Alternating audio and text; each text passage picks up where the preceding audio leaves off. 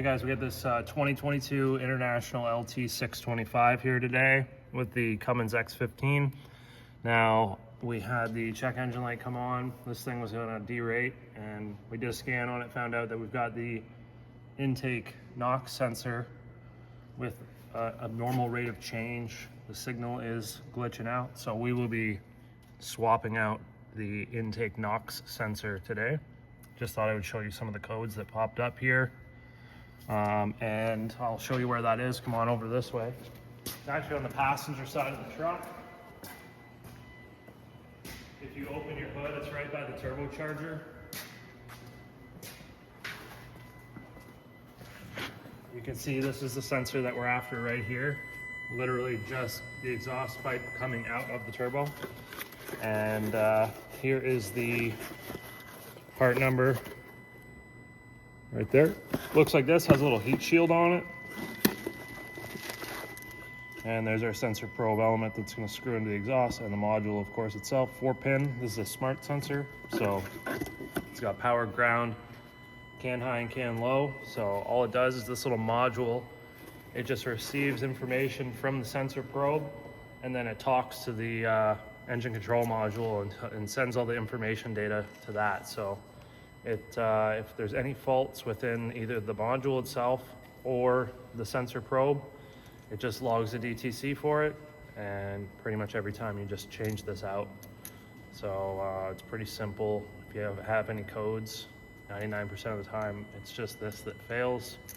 As you guys know with trucks, these emission systems are prone to failures. Every time the truck breaks down, it's always emissions. So I'm gonna ground up some tools here and we'll get into changing this thing.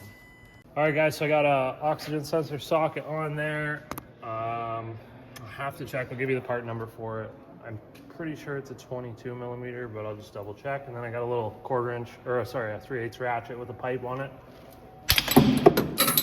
Oh, that was close.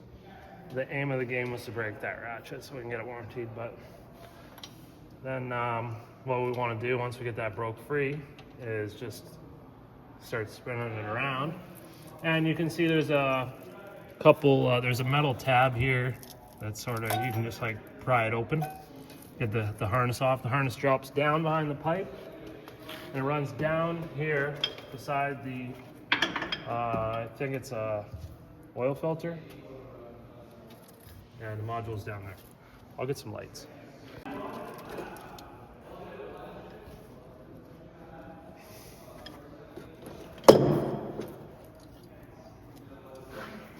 Well, I gotta take a step in here.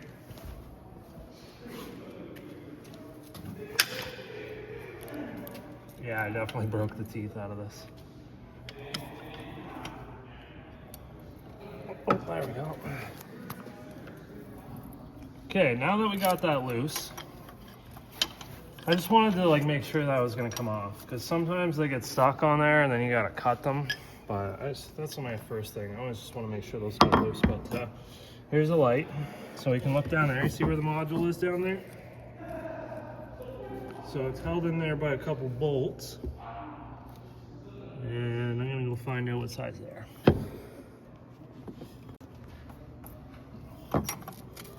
That's pretty tight. This ratchet is so toast.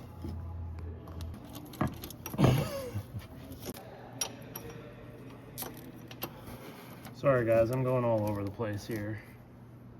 I'm just going to wrench this thing right out and twist the harness up. I'm not too concerned because we're putting a new one in, so it's going to fight me most of the way out. It's stiff, and the reason why these things get stiff, guys, is because the threads distort over time, right? The metals go through so many hot and cold cycles. You gotta think this exhaust gets real hot.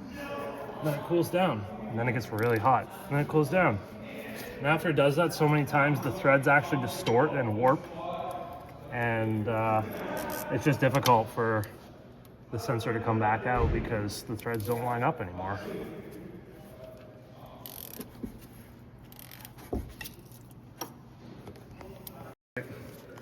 So There's the sensor out of it. You can see it's got these little holes. So basically exhaust flow goes past and a little bit goes inside. And obviously this thing takes measurements, and they get full of soot.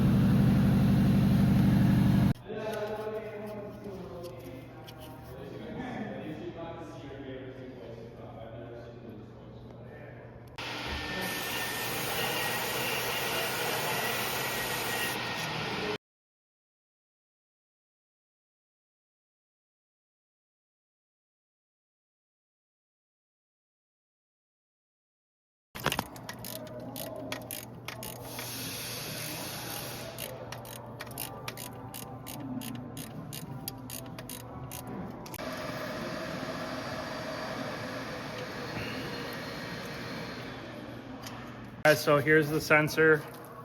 So it sits in there facing towards the front of the truck like this. Both 8mm bolts, one down here. This one up here is going to be tricky. There's a wiring harness that passes right across kind of the top of it. And I found ideally like an 8mm shallow socket like that on a 1/4" ratchet was about the right length to get in there.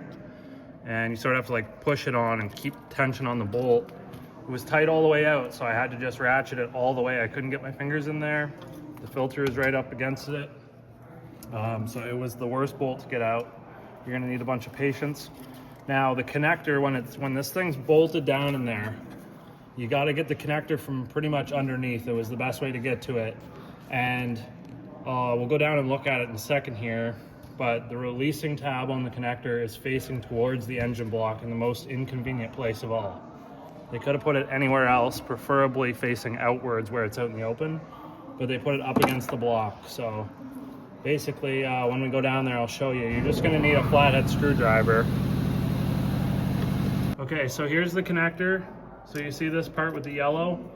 It's normally in, flush against the connector housing.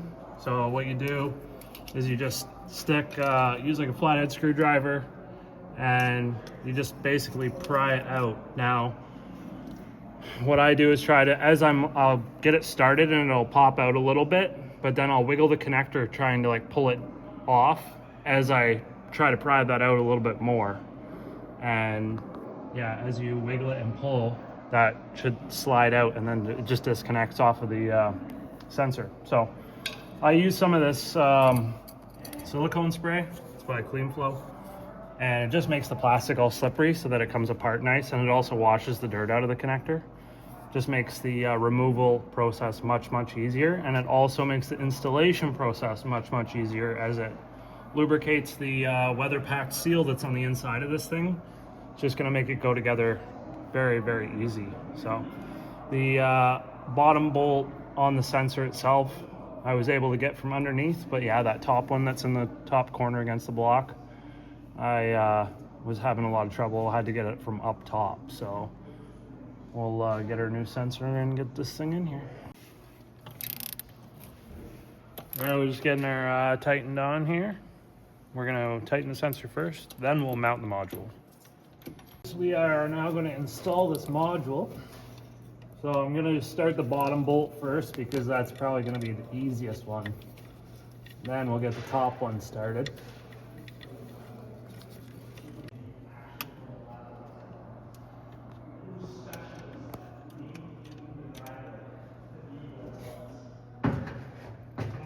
Fucking 30-pound greasy milk crate over here. Okay, so the most difficult thing is just this top bolt that holds the sensor to the plate. I had to do it from underneath and basically just use your index finger and middle finger and get the bolt started. And then, yeah, I just had to sneak this ratchet in here with a shallow 8mm socket and ratchet it down. And now that I got that tight, I can go from underneath and tighten the bottom one that's actually pretty accessible. And yeah, I'm gonna go down there right now and show you guys just how to plug the connector in. All right, so the yellow push lock tab's gonna be facing towards the engine block. You just line this thing up.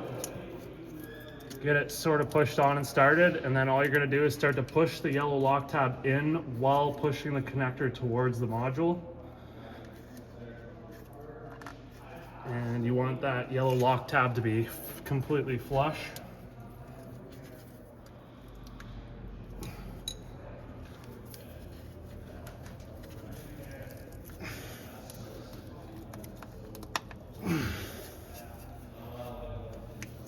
We're pretty close. You can see it's almost there.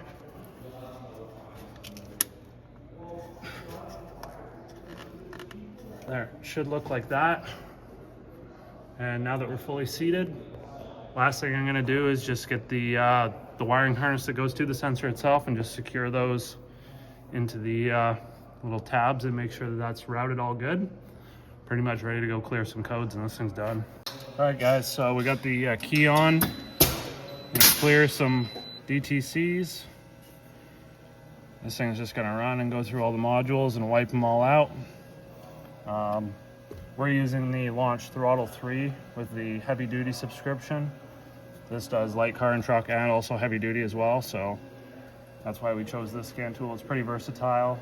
It is very expensive, so for those owner operators out there, I don't know if this is probably like too much to pay for, but I think this thing runs around the $10,000 range. That's in Canadian dollars. So 7,000 US. Yeah. Yep, just you can see the loading bar right there. It's just going through right now, wiping out codes. And yeah, once we've got a clean bill of health, all I'm gonna do is just run the truck. And we might want to do a stationary regen in order to clear out any soot buildup in the filters, because when that sensor fails and it sets codes, what happens is the truck will prohibit itself from going into a regen. It just won't regen. So what happens, the filters fill up full of soot and eventually it goes into a derate situation. So I'm sure our soot percentage is probably up there.